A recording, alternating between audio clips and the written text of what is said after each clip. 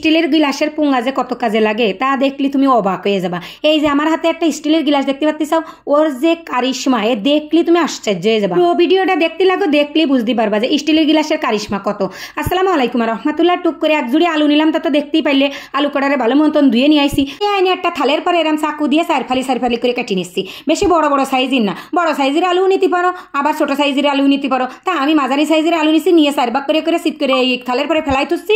এরপরে দেখাবো ওই স্টিলের গিলাসের কারিশমা। কড়া আলুরে আমি চার ভাগ করে নিছি ওই চাকু দিয়ে। তারপরে এক কড়াই পানি নিলাম, নিয়ে ওই পানির মধ্যে ওই সিরা আলু কড়ারে ছেড়ে দিলাম। দেওয়ার পরে ওর ডাহুনটা ওর পরে উবুর দিয়ে থুয়ে চুপ করে বসে রয়েছি যতক্ষণ না সিদ্ধ হবে।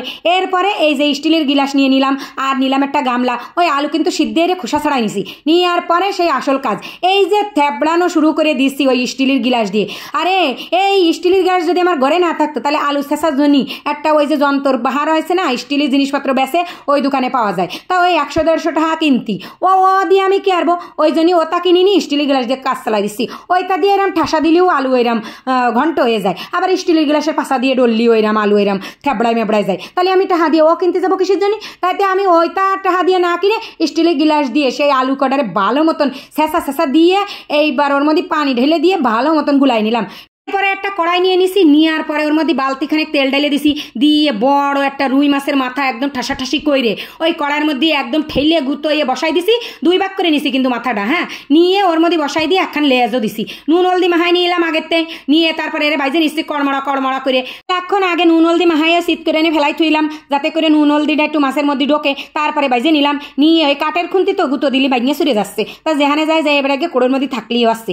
এরে আরও শেষ পানি, এর শুধু চেঁচা আসছে না, আরো চেঁচাত বাহির হয়েছে। সেই সেরে অন্য মানুষের যে তো রাগ আছে সব ওর পদ্মে উঠবো। এইবার ওই মাছটা উঠোই নিয়ে ওই তেলের মধ্যে এক খাবলা পেঁয়াজ দিয়ে দিলাম। পেঁয়াজটা হালকা একটু বাদামি করলাম, করার পরে ওর মধ্যে ময় মশলা দেওয়া শুরু করে দেবো। কারণ কি পেঁয়াজ বেশি পুড়ে গেলি না তরকারি ভালো ঠায় না। তা রেগুলার যেরাম রান্ধি সব মশলা কষাইনি, ওইরাম ঠিক ওইরাম পেঁয়াজ কটা লাল লাল করে ভাইজে নিয়ে ওর মধ্যে আদা দিলাম, রসুন দিলাম, গোলমরিচের গুঁড়ো দিলাম, একটু নুন দিলাম, হলদি দিলাম, আবার শুকনো চালেরও গুঁড়ো দিছি, আবার একটু জিরে গুঁড়ো দিছি, একটুখানি ধনিয়া গুঁড়ো দিছি। দিয়ে এইবার গোটানাটা করে ওই মশলাটারে ভালো মতন কষাই নিচ্ছি।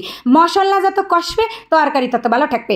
এবার যে সময় মশলাতে তেল ছেড়ে দিছে সেই সময় ওর মধ্যে সেই লেজ আর মাথা কিন্তু ডালিয়ে দিলাম। মশলা যত ভালো সুন্দর কষাতে পারবা তরকারির টেস্টও তত সুন্দর হবে। ওই মশলা কষাতে যে সময় তেল ছেড়ে দেয় সেই সময় কিন্তু ওর মধ্যে মাছের মাথা কটা দিয়ে দিছি। দিয়ে বাড়ছি কিন্তু বাংতেছে না, ও তো এখনো সিদ্ধ হয়নি, সামান্য একটু ভাজা হয়েছে। তা অল্প একটুখানি পানি দিয়ে এরা কষাই নিচ্ছি। মাথার মধ্যে তো অত ভাজলেও যায় না, মাছ হলে এতক্ষণ ভাজা হয়ে যেত, আবার খাওয়াও হয়ে যেত। এইবার তোমরা ভাবতেছি আমি পাগল হয়ে গেছি, সে জলের মধ্যে মাছ কটারে দিয়ে মাথা লেজ কটারে দিয়ে একদম বড় ধুয়ে ভেঙে সুরে কাটা বাহার এসতেছি। ওরে না রে বাপু, মাথাটারে কষাই নিচ্ছি ওর সাথে, মশলার সাথে মাথাটারে কষাই নিয়ে ওই যে আলু প্যারেট দিয়ে থুইলাম না, একদম প্যারেট দিয়ে একেবারে ঘন্ট করে ফেলিলাম পানি দিয়ে, ওইটারে ওই মাথার সাথে দিয়ে দিলাম। দিয়ে আরও খানিক সময় গুটানাটা করলাম। আলো মতন গুটানাটা করে যে সময় মাছের মাথার সাথে ওই আলু প্যারেট দিয়েটা মিশে গেল সেই সময় এক বালতি পানি ঘপ্পাত করে ঢেলে দিছি। দিয়ে ওই খুন্তিটা দিয়ে ওর মধ্যে আচ্ছা ঘুটিছি। ঘুইটে যে সময় আলু সব মিশিয়ে জল হয়ে গেছে সেই সময় ওর মধ্যে টমেটো দিলাম। টমেটো দিয়ে নাড়তেই থাকবো, না হলে তলায় তো ধরে যাবে না। নাড়তি কি রানলাম কদিন, ওই যে উত্তরবঙ্গের ওই যে জনপ্রিয় খাবার আছে না আলু ঘাটি, ওই আলু ঘাটি কোনোদিন আমরা খাইনি। আমরা উত্তরবঙ্গে থাকি না, তা কি আইসে তাইতে বলে কি উত্তরবঙ্গের পছন্দের মানুষের জিনিস খাতে পারবো না? ওই তাইতে বলে বাড়ি রাইন্দে ফেলাই দিলাম। আলু তো হানে সস্তা, যে কেউ খাতে পারে। কিন্তু তোমাকে উত্তরবঙ্গের মানুষরা কেন আলু খায় জানো? এই আলু এরম ঘুইটে রানলি না আলু ভালো লাগে, আলু এমনি সিদ্ধেরলিও ভালো লাগে। আর আমরা এরম মাছের মাথা দিয়ে না মুগ ডাল দিয়ে রান্ধি, কোনোদিন খাইনি, এই প্রথম খাচ্ছি।